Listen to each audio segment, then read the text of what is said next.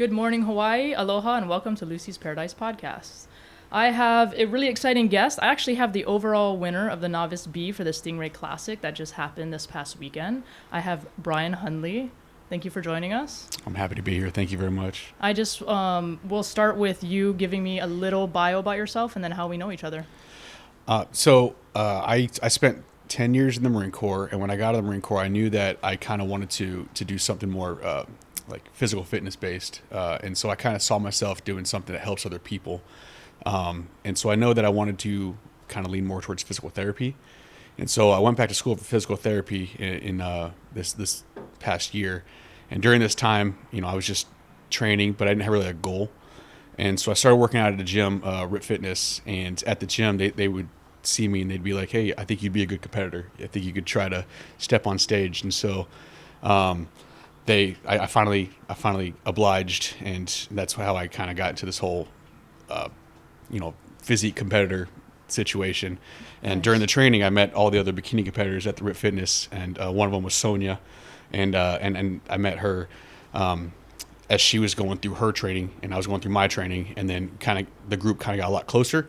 And then on show day, that's when I got a chance to meet you and talk about your experiences doing the kind of physique competitor as well. And it was just good to get to know you and stuff like that. So. Yeah, that was a really interesting day. Shout out to RIP Fitness, first of all, really awesome gym. I was able to attend the 2-year anniversary party, which was a lot of fun. And seeing everybody on show day was really neat, especially not really kind of being an outsider, so not really seeing too much, but I was able to work out in the gym like once or twice with Sonia, which was cool, and see how everybody was feeling, and kind of everybody was just kind of like not in a good mood, and I was like, oh man, that's what dieting does. I'm going to go eat a pizza after this. But it's definitely a difficult thing to do. I watched the prejudging. I wrote down in my notes everyone I thought was winning, and I wrote down 14 Brian win. I have, let's see. Okay, cool. They're picking up Nobu in like 15 minutes. I literally still have it in my notes because, and I told Sonia I was doing that. I was like, hey, I'm literally going to like predict now who I think is going to win. And then tonight when I watch the show, I'm going to compare notes. And I only got one wrong, and it was one of the females I got wrong, but It was close. It was the one where they like kept making them turn around, and like the judges didn't know who was gonna win either. So I was like stoked on that because I was like, yeah, I called it. Pretty cool. So that was fun. That made it so much more fun doing it that way. When you watch shows for so long, you kind of get the eye for it. So I was trained by Shawn Lasley, and he actually trained with Jay Cutler before Jay Cutler won Mr. Olympia. So he's in his original videos. Like if you watch A to Z and some of his earlier bodybuilding videos, you'll see my trainer in those videos. So that's kind of what got me started into training. But where are you from originally? I'm from Missouri. My parents were both Navy, and so I kind of grew up in California for the first 10 years of my life. Okay. When they got out of the military, they'd purchased some property out in Missouri, and so they moved out to Missouri in the middle of nowhere. So it was cool. Okay, and then what got you into fitness, like initially? Actually, it's kind of a funny story. I was always undersized, so when I grew up in California, being Caucasian isn't the predominant like race in Southern California, and so I did get kind of picked on. I know it's weird, right? But like you were just smaller than the other kids? I was smaller, and is predominantly Hispanic area, and so you're just being different. And I have made so many friends out there. But you get in schoolyard fights, right. Classic. But I was always undersized. And I remember being in class one day, and I was kind of a class clown, but like always top of the class type thing. Mm-hmm. I remember being in class, and we were just going over body composition, which is weird because I don't know why you'd go over it that early in your. It must have been like 5th grade. Interesting. And I remember it was Mr. Adams. He was talking about body composition, and he went with me and another girl in the class, and a girl who I had a crush on, and he was saying, all right, what's your height, what's your weight? And then he did the assessment. And he was like, yeah, so you're actually really undersized for your age right now. So you're kind of like smaller, but you'll probably build in. Of course, that got a laugh from the class. And, which you really needed at that time, right? You're apparently like, great, 5th grader. Thanks for boosting my self-confidence. So it might have been 6th grade or 7th. But so whenever I'd left California, moved to Missouri, and I started just finally got access to a gym consistently. So I remember my mom driving me to the gym 5 o'clock every morning in 8th grade just to work out. And so I kind of got like an unhealthy relationship with the gym. Okay. But yeah, so that's kind of how I got into fitness. Yeah. Yeah. Okay. Interesting. And then, so how long have you been kind of doing that then? Since 8th grade? Pretty much since, on and off? Yeah. So it's kind of, because you think that because I've been at it for so long, since 8th grade is probably when I first got into the actual gym. Been so long, you think I'd be bigger, you think I'd be more in shape, but you learn a lot throughout. You just won a bodybuilding show. Yeah. So you're bigger than all the guys 34, there. But yeah, it's okay. There's no time limit. So the thing about bodybuilding that a lot of people don't realize is judges can actually tell muscle maturity, and muscle maturity doesn't happen unless you're training for years at a time. That's interesting, actually. That's a good point. So if let's just say you're 33, right? And then you're like, okay, now I'm going to start bodybuilding. And then they step on stage, a 34-year-old next to a 34-year-old that was bodybuilding their whole life, they're going to be able to tell the difference. That makes actually a lot more sense. Yeah. That actually does. Yeah. So muscle maturity matters. So even though a lot of people are like, oh yeah, I don't know if and even old people that come into my gym that are like, oh, I just want to stay in shape and whatever. If they were never active, they're like in the beginning years of their life, it's gonna be a little bit different, right? Because now it's completely new. Your muscles have never done this, right? But it's different if your muscle has, right? So you learn so much throughout your fitness journey, even no matter where you start, right? So how you train day one isn't how you train day year 30 or year 20 when you're lifting, right? And so used to be like a lot of reps, lightweight, and then low rest period is like the perfect hypertrophy.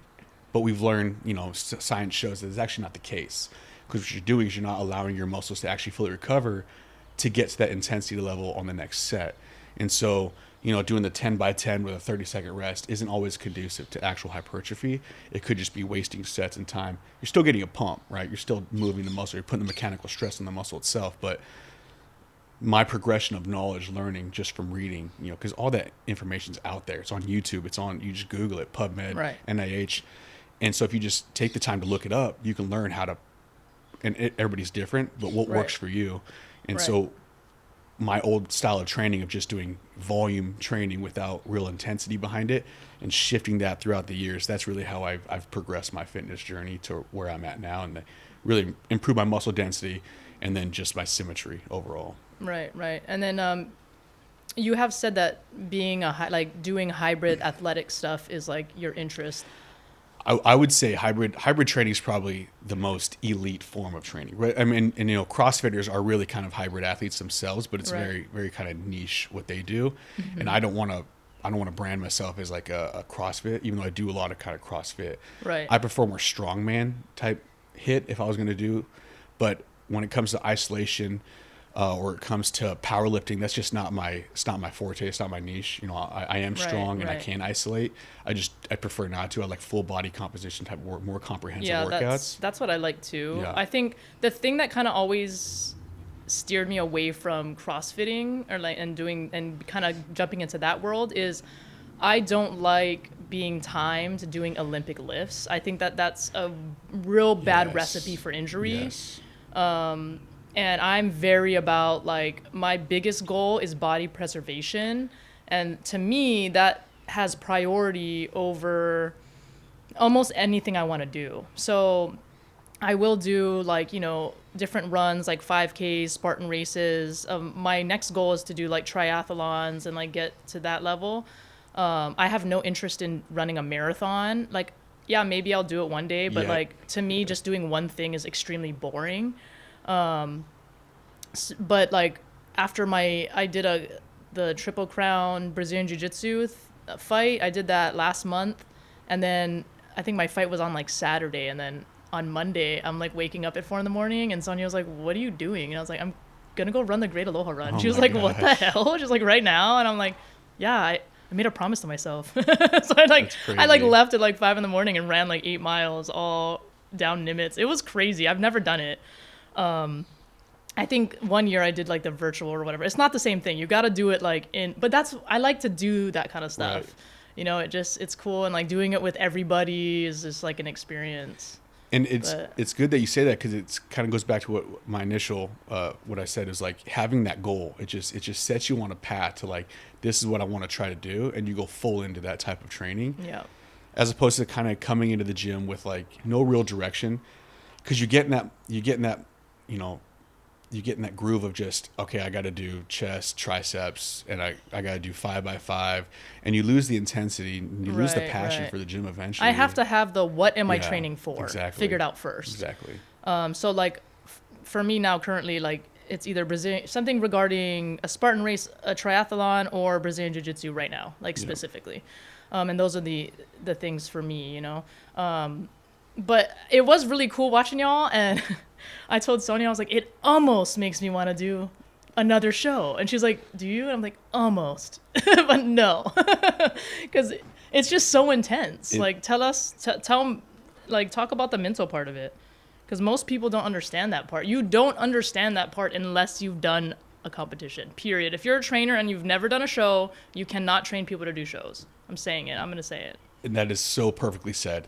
And I cannot stress how important that point is, because going into it, even me, I was, they said, hey, it would take you like 1 month of dieting. You could do this.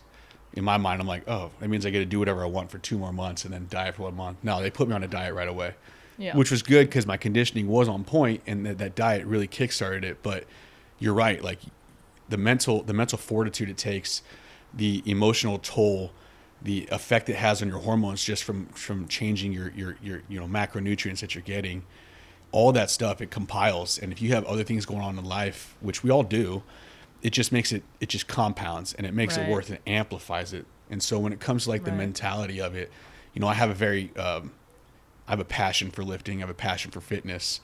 And throughout the process of training, the 3 months up to the show, there was a period where I lost interest in the gym. It became a drag, right? And that was like a moment, that was a time in my life, time of my day that I loved. That was my time, right? Yeah. And we all have that. I don't like that. Yeah.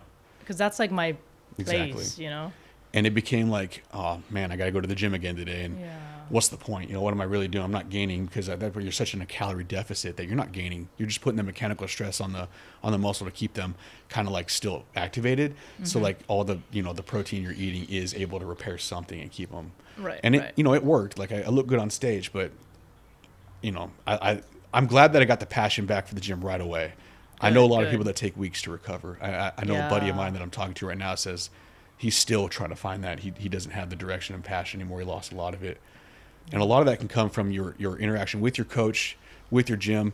And that didn't happen for me, but I know a lot of people do talk about that. Right. And it could just become, you kind of lose that passion for the one thing that you did love. And then you develop. The thing people have to understand too, and not to interrupt you, but it's just really that when you're dieting at that level, it's not normal. No. And so if you think about how you go through your day and then you're just like, oh yeah, I'm hungry for lunch, and how that kind of starts driving your day just on a normal day, not when you're dieting for a competition. And then when you get to that level where you're dieting for a competition, you're really just like eating on time. You're not enjoying your food anymore. And I'm a huge foodie. So like for me to eat, I was eating nothing but tilapia and asparagus. Wild. And I think in my diet, I had maybe 2 rice cakes allowed. Oh.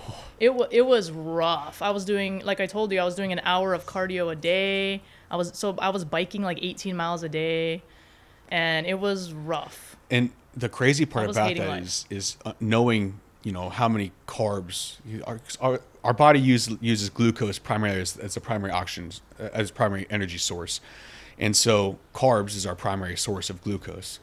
And so knowing that she's saying that she ate 2, rice cakes, it's so few carbs that you're getting, and then forcing your body to not only resistance train, which takes a huge toll on the cellular like ATP requirements of your muscle fibers, and then doing 18 miles of biking on top of that, you're forcing your body to use ketones as energy, and your body does not want to do that. Now there is science that shows that you can do it, like you can do it, but your body doesn't want to. It's not as preferred source, and so you get headaches, you get lethargic, it just becomes hard. Yeah, major brain fog. I was also working at Equinox at the time, and I was just like forgetting stuff, and I was just like, oh man, like I had to just really just one task at a time.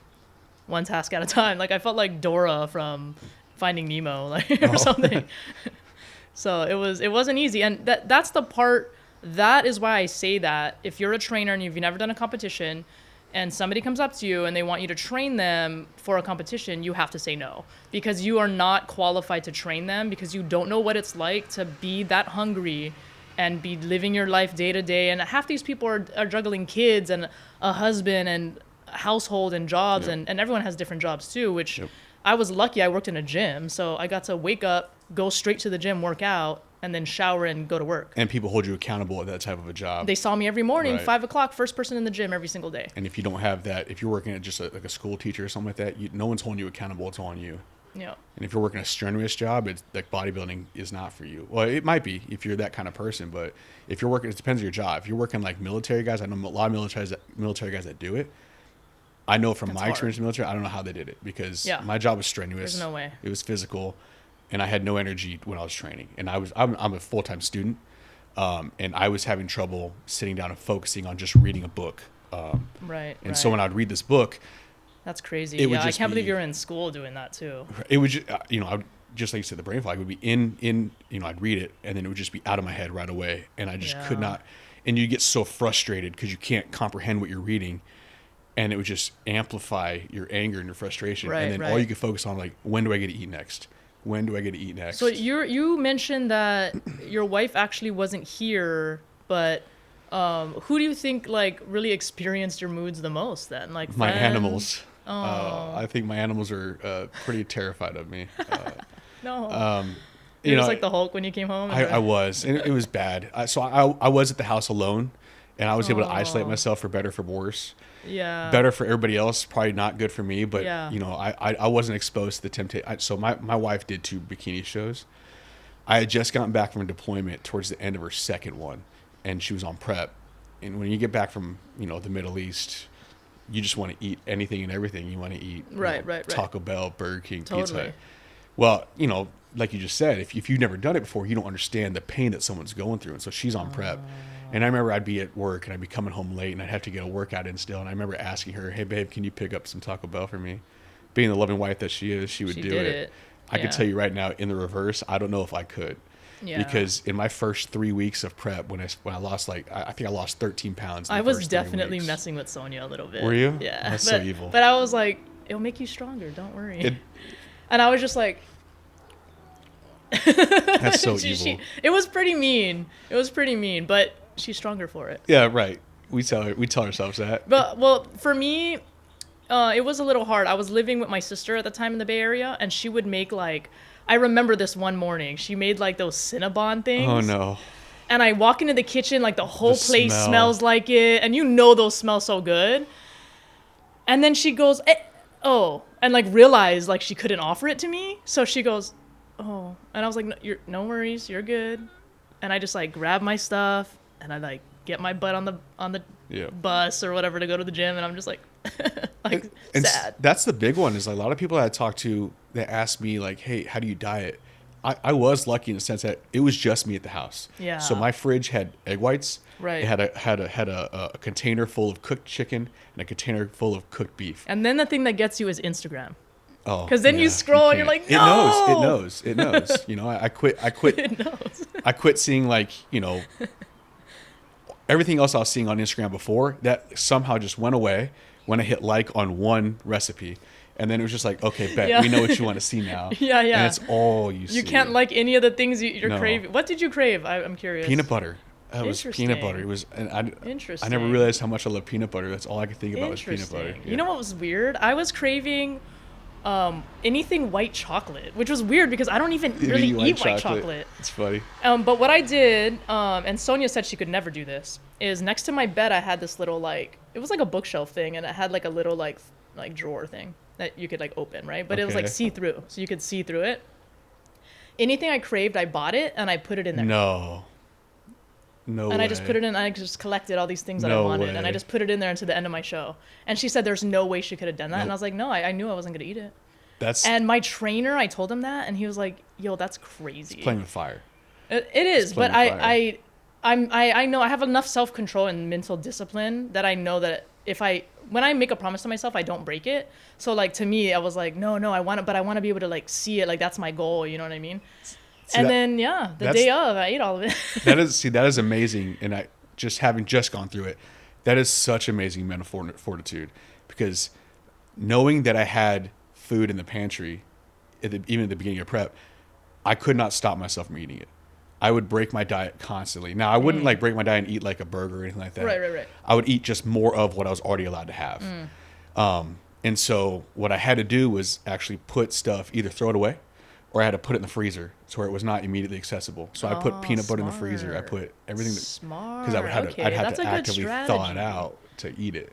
Yeah. But if it was in there and it was accessible around like 9 o'clock p.m., like during the day, I'm good. For some reason, I'm good. But around 9 o'clock p.m., it's like this different Brian comes out. That's this voracious like appetite. He's like yelling at his animals and craving peanut butter. I think I yelled at one of my cats for drinking water too loud because I was trying to study, and I remember yelling like, "I get it, you drink water." You know what I mean? Like, congrats. I was so mad that she was just drinking so much water. She's like a camel. What's your problem? I'm just like, please shut up. You know. And of course, the cat. She's just like, I don't care what you say. So, my dogs would just go hide. I feel so bad for my dogs.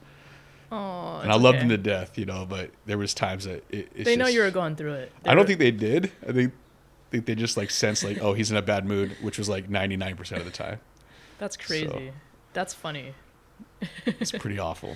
But yeah, you will lose your mind. If I had the treats next to the bed, they would have been gone day one, and I know that for a fact.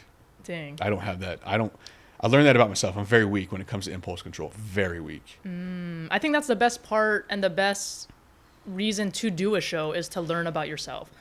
You know, not to talk too much about Sonia and my conversations, blasting it on podcasts, but you know, there was many times that, you know, she would be expressing to me how she would feel, and because I went through it, I kind of feel like I knew empathize.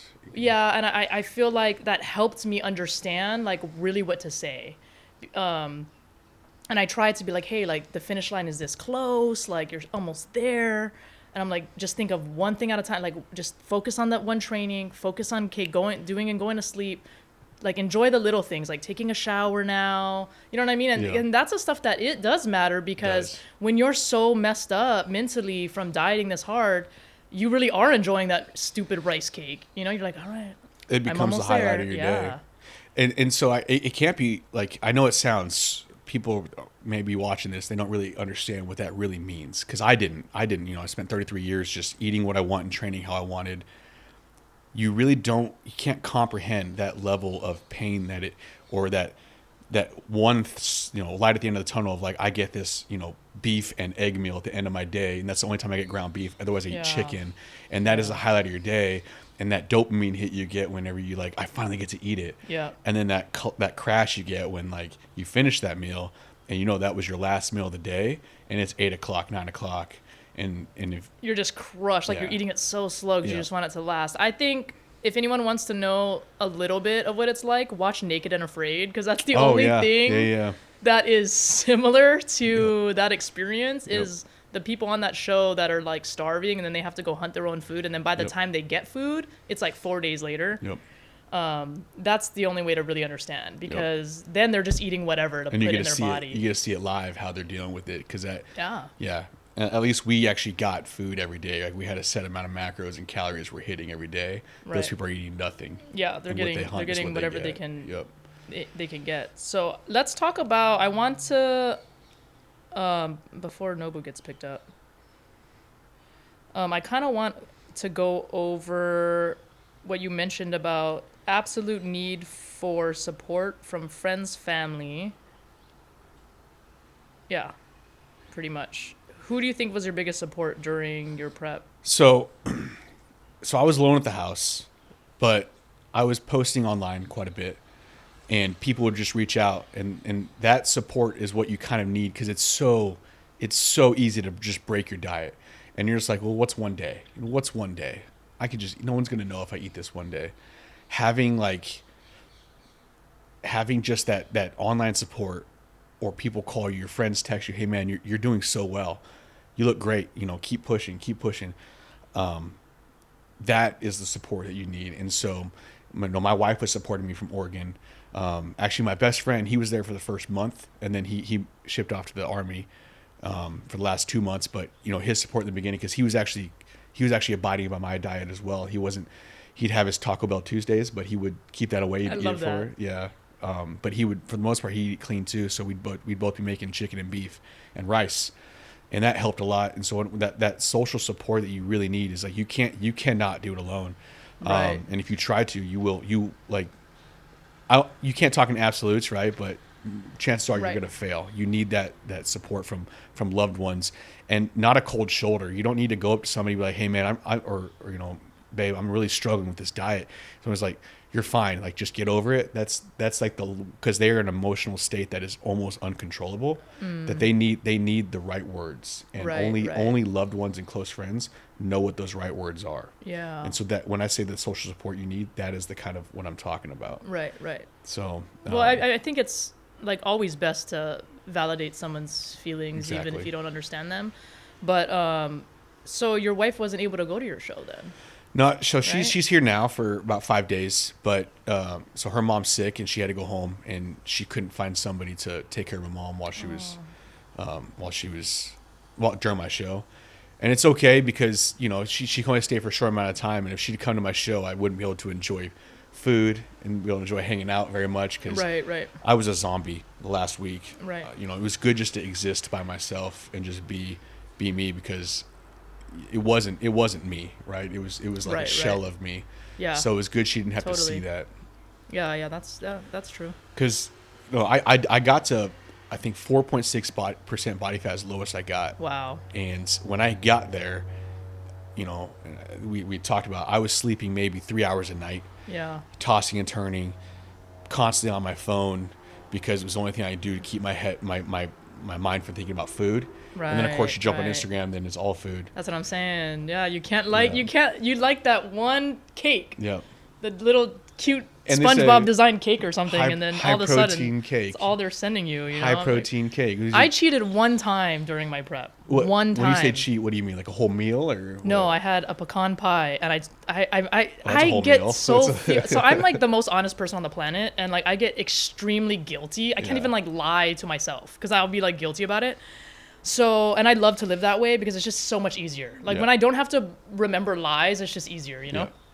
So that's how I live my life. I try not to lie, but, and I'm very truthful with my trainer. And I was like, oh man, I know I'm going to tell him, And so finally he's like, just tell me what you ate. And I was like, I ate a slice of pecan pie. He's like, oh, that's fine. You're fine. And I was like, oh, but I was so guilty, but it was fine. But, in retrospect, that was like the best moment the whole time. And I'm glad that he was like, hey, it doesn't really even set you back. He's like, you're doing so much cardio, but stop cheating. And I was like, okay, that was the only time.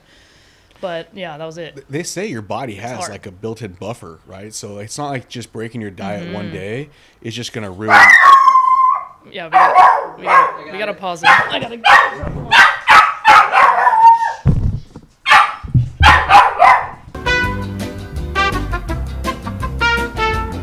Okay, we're back. We are talking about cheating on your diet and not telling your trainer. No, I'm just kidding. And not telling your trainer. There were a couple times I looked at Sonia and I was like, don't tell Shawnee. But I think Shawnee, she'd beat her butt if she found out too. She's that kind of trainer. Like she's a hard charger, So that's what's fun about that. There might have been one time I taught Sonia how to shotgun a Truly. That's amazing. And I took a video of it. That's amazing. And I was like, you'll be fine. That's amazing. And she was, right? She was fine. That's at the end of the day, like our bodies had this built-in buffer where you're not just going to like overeat one day and all of a sudden you gain 20 pounds. Now, I kind of did after the show, right? But that was multiple days of overeating. But your body, like as long as you're not like crushing. But you look good, like. Well, thank you. You know what I'm saying? You don't poof out. You look strong. You know what I mean? Thank you. Like look. You looked a lot sicker, like not in a disrespectful way, but like you said, it's unhealthy. Doing bodybuilding shows like that, or you're actually not healthy. No. Because you're like depleted and you're weak and you're dieted so hard and you're so dehydrated as well, that but I mean, obviously you looked ripped and all that, but like, yeah, you looked definitely like more sunken in, and the aesthetic appeal is addicting. You don't look happy. No, you don't. You don't look happy. I didn't even realize that. I didn't even realize you could lose like the fat in your buccal, like, you know, in your cheeks, right? Yeah. And someone said, like, because I had, you know, a disgusting beard throughout prep, because I just wanted to, like, I let my hair grow for 3 months and beard, and I can't even grow a beard, so it was just really gross. And I just wanted like that emergence from my cocoon when I got like finally like my first spray tan. Yeah, that's when I started finding. Well, I think I found your Instagram like a few days before the actual show. And then you were talking about like, dang it, I gotta shave everything or something. Yeah. And I was like, dude, this guy's funny. Then I saw the prejudging, and Sonia mentioned you a little bit, so I kind of knew of you. But then I actually got the opportunity to talk to you, and I thought you were really cool. I was like, oh dang, he's really cool. Yeah, being able to like see you at the prejudging, not, you know, from that perspective of like, I don't really know these people, and then wow, like I think this person's gonna win, and then and I didn't realize you were the Brian that that's funny. She was talking about, and I'm like texting her, I'm like, oh yeah, I think this is that him, like I think this guy's gonna win, and she's like, oh yeah, that's Brian, number 14, and I was like, oh my, yeah, he has it in the bag. I'm like, there's no way, like no one. There was that one taller guy, but he wasn't as ripped as you. Yeah, so I think his back looked great, but I think his conditioning in the front just wasn't. But he was very close. Yeah, he was the closest to you. But you were, you took it. Oh, yeah, for sure. It's funny, and thank you for saying that. It's funny you say that, because in the back, in the backstage, you see all these other competitors. They're pumping, you know, they're eating, they're doing what their coach is telling them to do, and I have like, you know, my jumpsuit on, and I'm like terrified of taking it off, right? Because like you feel so flat and depleted, and self-conscious. Yeah, and all these mirrors everywhere. You don't want to see yourself in the mirror, because you don't want to be the guy that everybody looks like, oh, that guy came in unconditioned, or he's like, oh, you can tell that guy's just too small. And you'll stand next to a guy that you're clearly more conditioned than or bigger than, but in your mind you are just tiny. Well, I think that's what makes the whole bodybuilding world the most unhealthy. Right. Is body dysmorphia. Yeah, definitely. 100%. And I would say that it creates that even if you didn't have it. It 100% does. Yeah. Towards the end, like, so I started my journey at 216 pounds, and I ended at like 185. Well, on show day I was about 185, and that's 30 pounds. You know, you got to factor in water weight, which is quite a bit. Right. But that's 30 pounds in 3 months, which is not a healthy decline. Right. Typically, you want like the 1 to 2 pounds a week, and that's not really that sustainable, because that means you're constantly like depleting your calories. Right. And as you deplete your calories, naturally you're going to stop moving as much. You're going to stop burning as much calories, which is a thing in the equation that people don't factor in. And so as you're burning less calories just from your normal daily activities, and you're not able to go as intense in the gym, it just compiles to the point where you just don't. It's hard to actually get the amount of expenditure of energy you need on top of the caloric deficit you're in. You know what I mean? Yeah. So it's hard to just maintain that throughout the entire prep. So yeah, but going back to like what I was saying, the backstage is, so you're standing there in line and you're waiting to go on, and your coach telling you to pump, and you feel so, and the body dysmorphia is so real to the point where you're standing next to people and you like get in your own head and like, there's no way I could beat this guy. And if you go up there with that mentality, you're already defeated, and you're already in your own head. And so when you develop this level of body dysmorphia, you know, there was times in my prep where I got to like 191, and that's already, 25 pounds down. Right. And so if the next day I stepped on the scale and I was 193, I'm like, oh no, where am I fat? Where did I gain fat? Yeah. You know, and it's it could just be like water messes weight. you up mentally. It really 100% does. My trainer always had me take photos, and he always went off the photos. He said it doesn't matter about the scale. He's like, it's always off the photos, because the scale, he always said like the scale lies or whatever. And in a way, I understand what he means, because now if you look at like Sonia's numbers, it doesn't look like technically that she lost weight at all. That's wild. It looks like she gained weight, but muscle weighs more than fat. Right. So that makes sense. And she was eating, probably tracking her macros to eat the amount she needed to sustain that muscle growth. Yeah, but if, like, I remember, her day one that I met her, and then how she looks now, I'm like, you pretty much, in my eyes, have like the perfect body, You know what I'm saying? But yeah, it's crazy. It's just like that whole process is just nuts. And my coach also said the same thing. He said, don't use the scale because you get tied to obsessed. a number. Yeah. But it's hard not to. Yeah. Because you feel like, oh no, like today I'm holding too much water today and I don't know why. To the point where like towards the end, like I may have had a pickle and a lot of sodium in pickle, and that the next day I was like 2 pounds heavier, and I'm like, oh no, the pickle made me retain too much water, and it's too late. I'm gonna lose it all, and my whole prep is busted, you know. And it really comes down to that. It really gets you in the head like that. Yeah. And it could be something you really are driving yourself nuts too. And it could be a first show thing versus like a second show. You kind of know because you learn your body so much. Yeah. And so you start to learn like what, you know, because carbs, fats, they affect people differently, and so you know it starts to work for your body. Yeah. But if you don't know that for the first show, and you're just going off of like what I look like in the mirror, what the scale says. Yeah, that's what I was trying to like remind her, you know, because I think there were a few people that were like pressuring her to like win, and I said, hey, look, it's your first show. Right. The number one thing you got to do is learn. Yes. Learn about you, learn the experience, experience it. I'm like, when you're backstage, have fun with everybody backstage, like, because that's the stuff you're gonna remember. The journey part of it, like that's all the work that nobody sees. Like, we only see you guys stepping on there. Everyone looked amazing. Everyone had makeup on. Their hair was done. All the guys looked jacked. Like, there's not a negative thing anyone can say, you know. And it's crazy that the flip side of that is everything y'all went through, where you're like having body dysmorphia and you don't feel like you can even compare to the person next to you, and it's like insane. It's such an insane world, you know, the whole bodybuilding world in itself. So going back to like combining that with like the support, I would say anybody that does decide to go on a journey to, anybody that does decide to go on a journey like this, no matter how long, if it's a year long, you know, because if it's a year long, you have a lot more time it might be more fun because you get to eat more in the beginning, and then you start to slowly, and if you do a full year, you learn your body, and your coach learns your body. Your coach learns how the macros affect you. But if you're in like a 3-month cut like I was, your coach is going in blind, and you're blind. You don't know how your body reacts to certain things. But I would say that getting the support, hire, and I'll say this no matter what, hire somebody to document it. Yeah. You know, don't just do the tripod thing. Hire like a professional photographer. I know I did. I don't know if I can plug him in or anything like that, but of course. His name's Aaron Gomez, and he Saga Seizing is his Instagram. Phenomenal. He's upcoming, but I asked him at the very beginning of prep, hey man, I really need someone to I'm only doing this journey once. I want someone to document it. He goes like, I got you. So he was really cheap. Do you really only want to do this once, or do you want to try and like get your pro card? So you're like, and so, you know, everybody knows my mentality going into this, like one and done all the time. And everybody called me on my BS, right? They said like, you're going to get addicted to it. I even have a bet with one of the guys he was working the show. He's actually one that first taught me some of the poses that you have to learn for Classic Physique. And I remember him saying like, no, you'll get addicted. I'll bet you a pizza. It was a pizza or a box of donuts.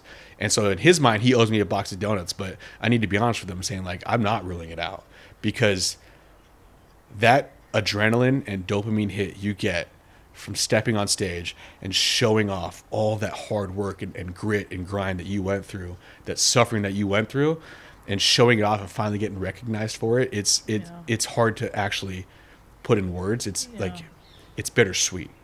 And you want to do that again. And at the end of the day, it comes back, you look at your videos, you're posing, and you realize, I took overall novice. So novice is anybody that either hasn't competed before or they've competed and didn't place. But the other category that I competed was the open. So open includes anybody and everybody, and they still do it by heights. And so if I'd have won my class, I had to go up against the other class to get the overall.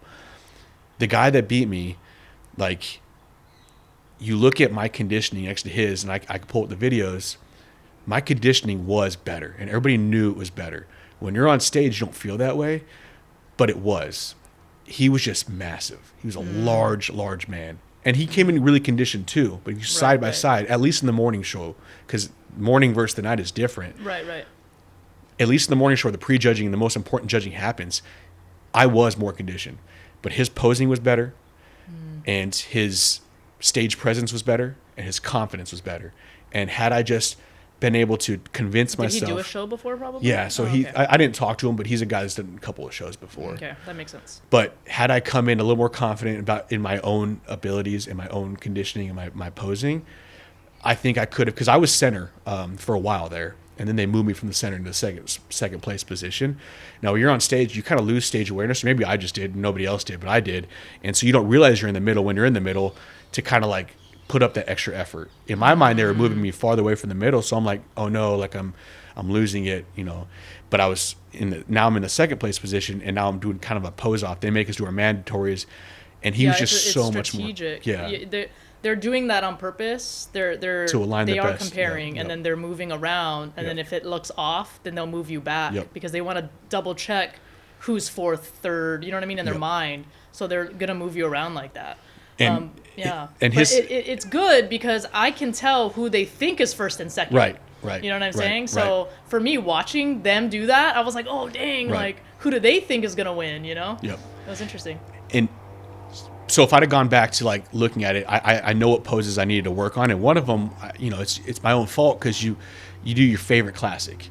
So in order to win, you only need to win of the 5 mandatory poses. You just really have to win 3 of the 5, right?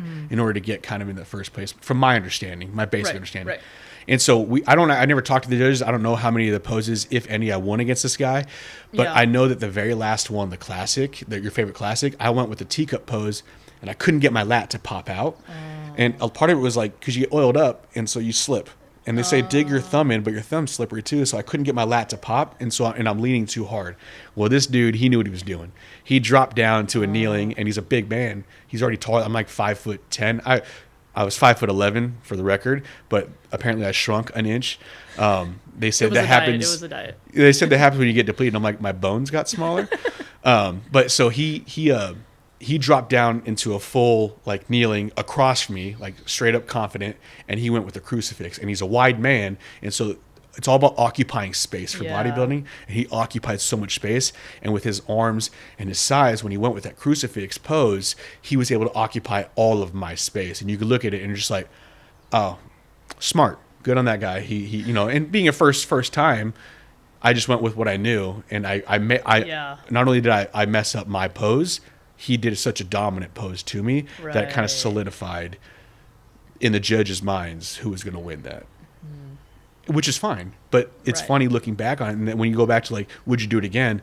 Knowing that like, you were so close. Likely I was so close, and I could have beat a guy that was big, because like everybody thinks, and I was told this many times, but in my mind I'm like, oh, they're just bigger than me, because that guy probably weighed close to 200 plus pounds, and my cap for my height was 209. Well, I came at 186, and so you're thinking like, oh, he's just so much bigger than me, I can't beat him. It really comes down to, like you said, that conditioning where the judges can see your years of effort and your years of work.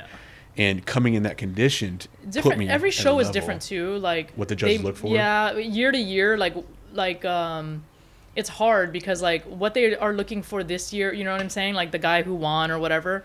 Next year, you know, they might not really pick the same type of big dude. Correct. You never know, you know, and that's what makes it difficult too. It's kind of doing the same show a few times, having the same judges see you, and kind of see your progression. You know, so.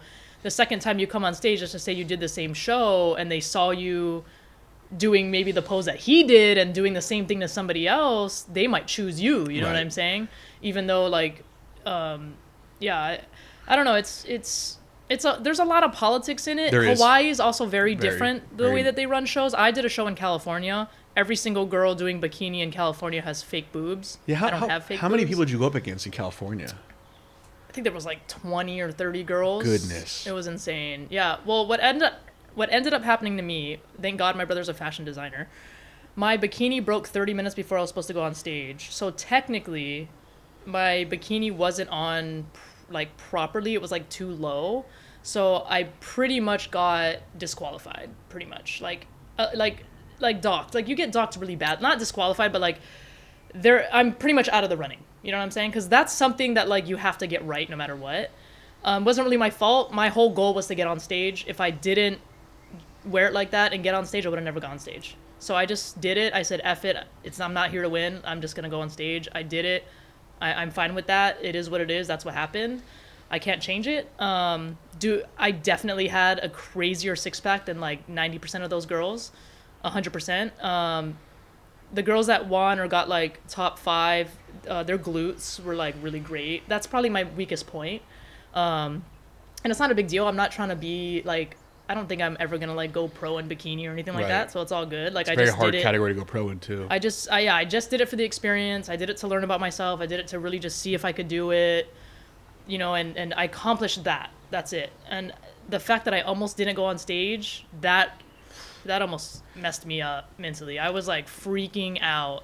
And my brother's like, I can fix it. Like, it's a good brother. It's okay. And my brother's a fashion designer, and he was there. My trainer was there, and he ended up, I don't know how he even did it. And he was like, you don't move. Like, you do your poses and get off stage. And I was like, oh my God, man. By the way, that's stressful. That goes to the support that you need. You know, even on game days is one of the most important days. You need that support because you're in your own head all day long. Yeah. And so that is where having that brother support and the coach support is so pivotal, because you will go backstage and you will see people who have like an online coach who isn't there, and they don't know what they're doing. They picked me up. My coach picked me up. Yeah. He lived in Los Angeles. He picked me up from the Bay Area and drove me to my show. I didn't have to worry about anything. I would say if you're going to do a show, at least for your first one. That's what your trainer should do. Your trainer needs to do everything 100%. So you're chilling. And that's with Sonia. I was like, dude, I want to drive. I want to do everything. That's because amazing. You shouldn't be doing even simple things. Like, you should just be chilling in the car, starving, you know what I mean, and thirsty, you know. And so when like my plug for Rip Fitness here is, I would have not been successful at the show had I not had Rip Fitness. They took all the thinking away for me. It was like they told me when to eat, how much to eat, and they told me when to pump. They're all thinking. They told me when to stand up, when to get in line, what food to have on me, everything down to like what to pack to go to the hotel was done for me. That's like great. They didn't pack for me, but like they told me what to have. Right. And Steve, my coach, plug for him. I think it's on Instagram. It's Big Mike. He said, all I want you to do on show day is focus on what you have to do. Go through your poses in your head mentally, and then get up and do them. Just focus on what you have to do. Everything else we will take care of. I don't want you thinking about anything else. I'll tell you exactly what you need to do. And you need that because brain fog, and then you get into your emotions, and you're like, you start self-doubting or whatever. Everybody has their own things that they go through, and having a trainer there, and my trainer is very no emotion. Like, if I messaged him, I was like, oh, I'm so sad and I'm hungry and he's like, well, stop. And like, for some people that doesn't work, but for me it does work. Because I'm like, oh yeah, you're right. It's very important. And then I take the emotion out of it. And so when I train, and I'm almost a different person in the gym, because I kind of leave my emotions at the door. Like, when I'm training in jiu-jitsu and all that, like, I'll go cry about it later in the shower. But when I'm in the gym training, I have to just focus on what I'm doing. You know, I can't have the emotional part, which is what I like about males, but also having a male trainer, is that they have a completely different outlook. And women are way more emotional. Right. So it's just different, you know. I would agree with the whole women being more emotional overall, but I would say that I was very much like that during my prep. You became a woman. The whole crying in the shower became a pretty common thing for me as well. And you eat your last meal and your only highlight is waking up in the morning to eat more egg whites. It becomes pretty painful. It's pretty depressing. Yeah. So your coach taking away all that thinking. So whenever you're in that position, especially when I was at the sub 5%, your body's in fight or flight mode constantly. So your cortisol levels are rampant.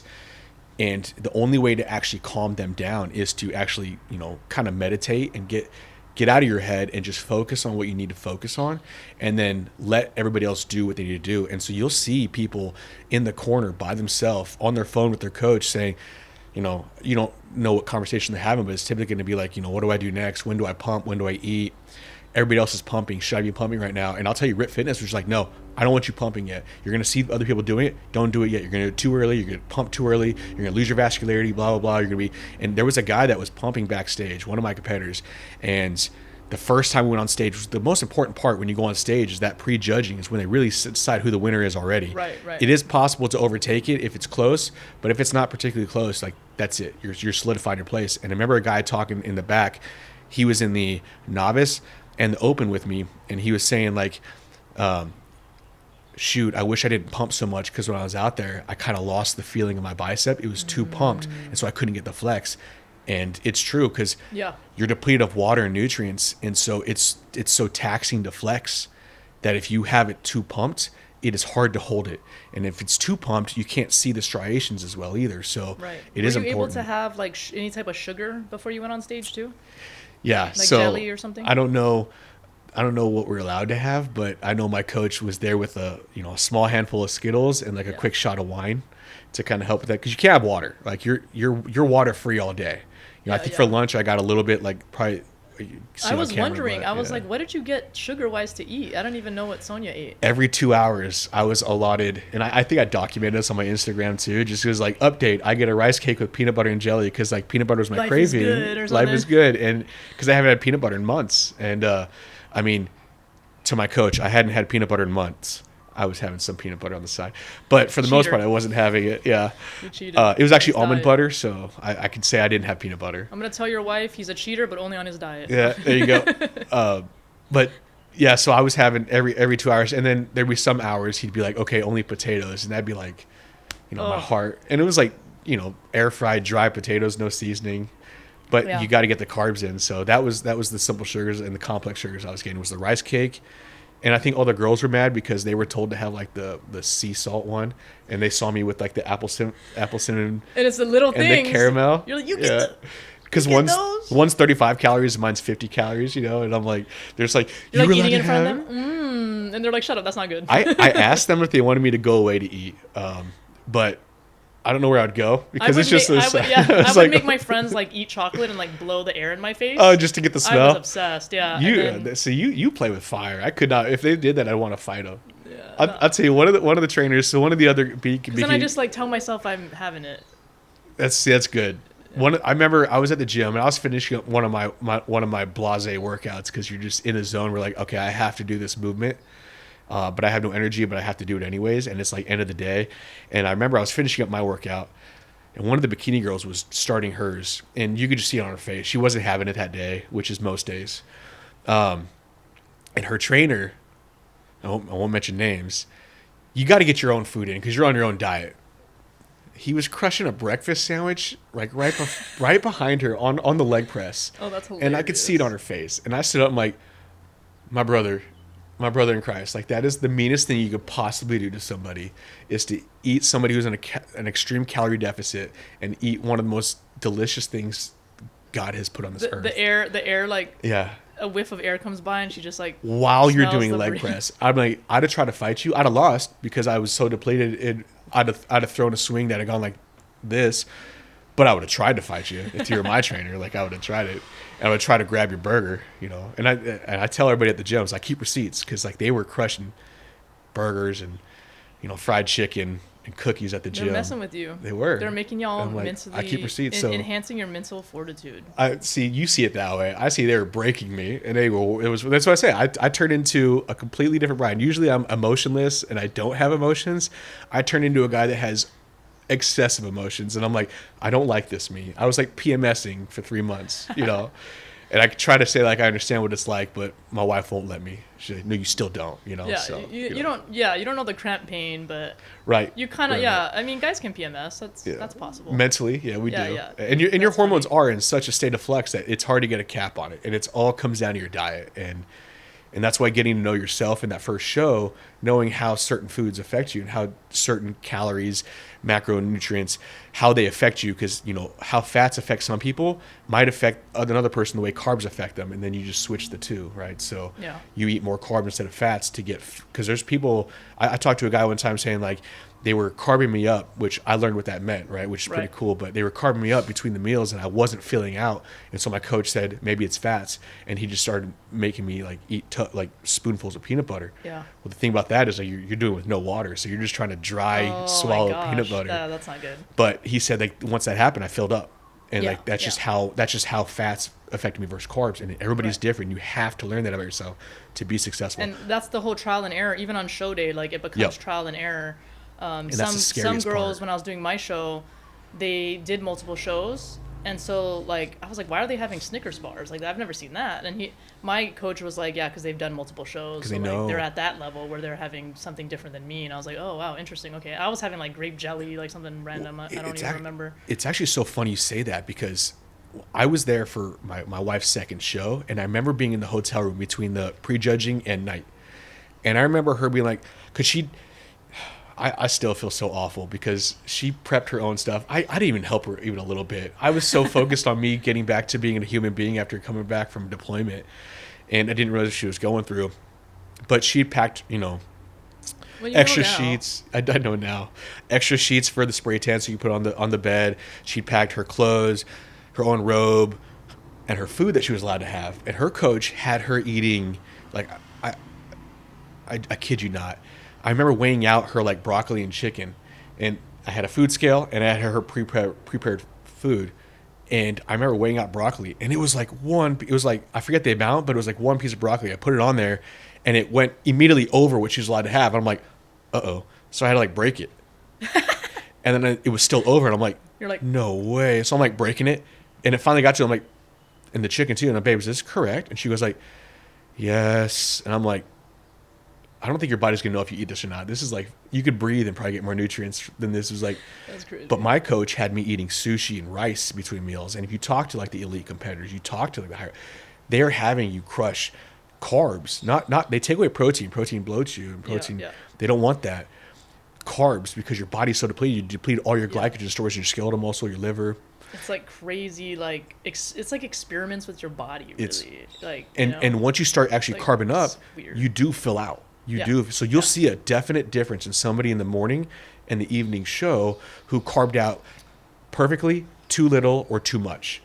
And I guess they call it spilling over when you carb it too much and you drink too much water, and they start to lose that. Now, granted, at the night show, it's already pretty much set who's going to win, but you still don't want to step on stage looking like crap. Yeah, of course. So it's pretty wild, like the nutrition. Especially if you win. Yeah, exactly. Yeah, exactly.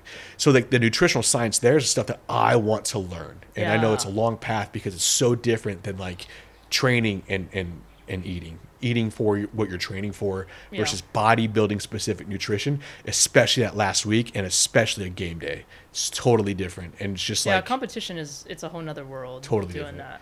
It's exciting to learn it.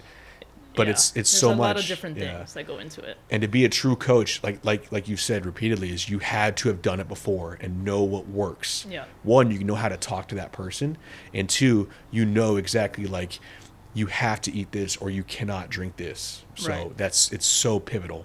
Yeah. Yeah.